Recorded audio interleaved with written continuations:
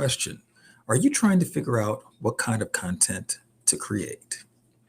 Well, in a minute, we're going to tackle exactly that. I'm going to tell you how you go about it in three simple questions, what you need to do, and how you can make it relevant to the community that you're trying to reach right back after this.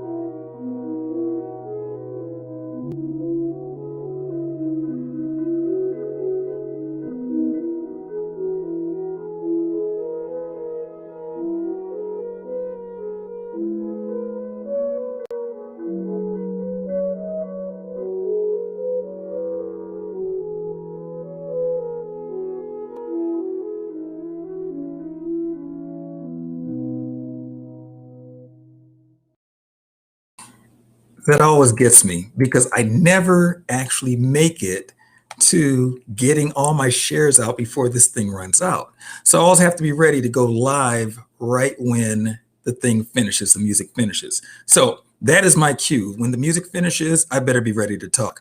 So the three questions that it comes down to when it comes to creating your content, okay?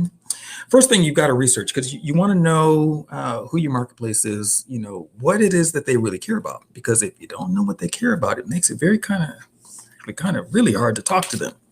So first thing you got to research, and you could do that by looking at anything from Facebook communities, having conversations with folks inside of the space that you want to reach, and asking simple, straightforward questions. I think a lot of times what gets me is that I've seen inside of the marketing space, that it seems to be a little overcomplicated.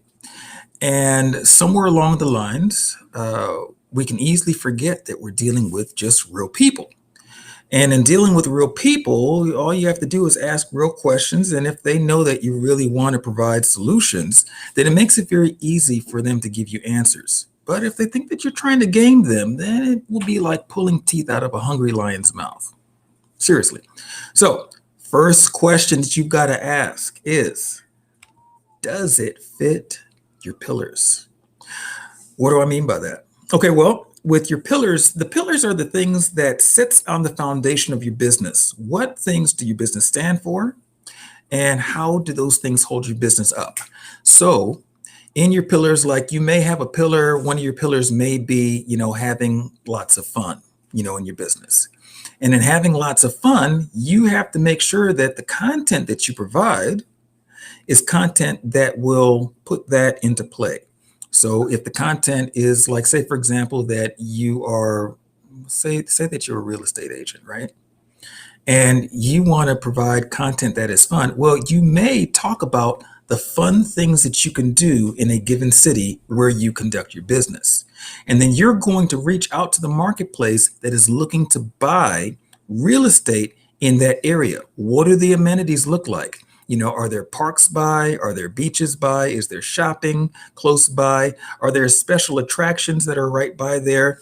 Are there things that the locals do that are extremely fun that you would not know about it unless you were a local? So those would be things that you can kind of wrap some content around, some ideas around. You can interview local people and all of that talk about some of the things, some of the nuances of that particular location. So that's one of the pieces of content that you can create around the fun aspect that matches up with your business and that can attract your ideal marketplace who happens to hold those same values. Next thing, does it serve your marketplace? Okay, so if it doesn't serve your marketplace, it could be as fun as all get out, but it doesn't really matter because it's not serving them. So say, for example, that we go back to the fun thing. and you're talking about the amenities that are all around. Well, if it's a real estate investor, you want to package it in a way that shows them how this could build their business, how this can help the sale of whatever property that they are going to sell. So if it's something that, you're selling a building, it's a commercial type of building, or it is a residential, but it's zoned for commercial use. So they can run like a bed and breakfast there. They can run like a restaurant that is out of a home, like a home conversion. And you want to talk about some of the historical aspects and the fun that is around the area, and how the folks who are in that area like new food, new cuisine, things like that, or they like, bed and breakfast, whatever it is that you're couching that particular property for. You create content around that so that you can attract other investors or B&B owners, B&B investors, whatever. And so that becomes a good content set for that. So if that becomes your niche, then you will go in and create the content that fits that niche. All right. So next question, and the last one, number 3, will it lead to a measurable result? See, if you can give me, as a reader or as a visitor to your site or your content, a result, a measurable result, now I'm all eyes and ears. I want to know, what is it that you have that is going to transform my life? So if you open up your content with, hey, I've got a really fun fact, or I've got, something that is going to really help you grow your business, or I've got something that is going to give you A, B, or C result that you've been looking for. And if you stay tuned right after this, I'm going to get that right to you. Now you've got me, because I've been searching for this answer.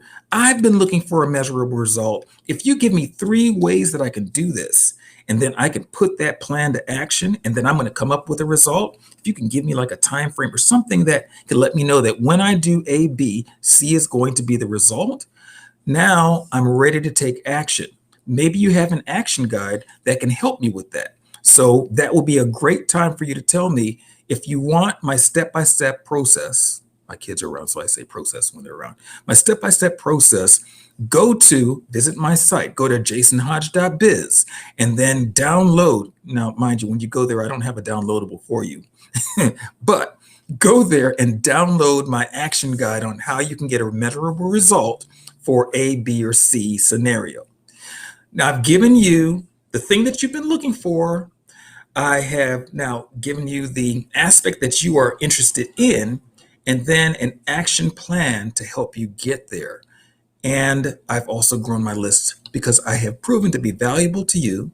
And you now go get the actionable list, you take action on it, you get a measurable result, and now I have delivered on my promise. So there you have it. That is a great way to produce the content that is going to be relevant to your marketplace. Let's talk about that for a little bit. Your marketplace, you have to know what they look for. Here are some great places to look for those things: forums, searches, communities online. Facebook is a great place for the communities. So is, YouTube, in a sense. When you look at the searches that people are doing, you see the popularity of the videos, you know that people are interested in that. And then when it comes to understanding it, say, for example, that you are real estate and you do some more research. Well, that research will be looking at, who ends up moving into these areas? How does that look? Where are they coming from? How does that trend in your area? In this zip code, what does that look like as far as how many people are moving from zip code A and investing in zip code B? So you look at all of those things in order to craft your perfect content set, and then you reach out to your marketplace that is in a given geographic location, because you know that they have an affinity for the area that you're marketing. Okay. Now that is kind of abstract, because, it could be anything, whether it's real estate, whether it is, you're a chef, you've got a restaurant and you want to entice people to come to your restaurant. So or you've got an attraction or an events place, whatever it is, doesn't matter. You want to research your marketplace, your ideal buyer, and then you want to speak to them in their language based on your pillars. You don't want to do something that's outside of your wheelhouse. Like, you don't want to talk about brain surgery when you're selling real estate or amusement park tickets. You want to talk about stuff that deals with the amusement park. maybe the historical facts, maybe the way in which the rides were created that a history buff would love. You know, you figure that out, and then you create the content around that, and then you make sure that that content gets in front of your ideal reader, your ideal watcher, your ideal listener, and then you look for the results. After you get it in front of 100 people, you sit back and say, okay, how many people took action on this? How many conversions did I get? What do those numbers look like? Are those numbers favorable to me, or do I need to pivot and make another action plan in order to get more visitors, more viewers, more action takers? You measure that day to day to day to see if your campaign is successful. If it's not, you pivot, you try something else, and you keep on trying until you figure out what works for your marketplace, what works for your ideal buyer. And then you double down and you start to drive a lot of traffic. Okay, so on that note, I am the Jason Hodge. I hope that information was really good for you. If you have any questions, be sure to reach out to me. Either you can inbox me, you could put a note in the comments, whether you're watching me on YouTube, Facebook, LinkedIn, Periscope, doesn't matter, wherever you are, just go ahead and plug in your comment or question, and then I'll go back and look. And if it's something that I can answer, I will. And if it's something that I can't, but I can find somebody who can, then I'll get you that information too. All right. On that note, I will catch you later. Have a great one.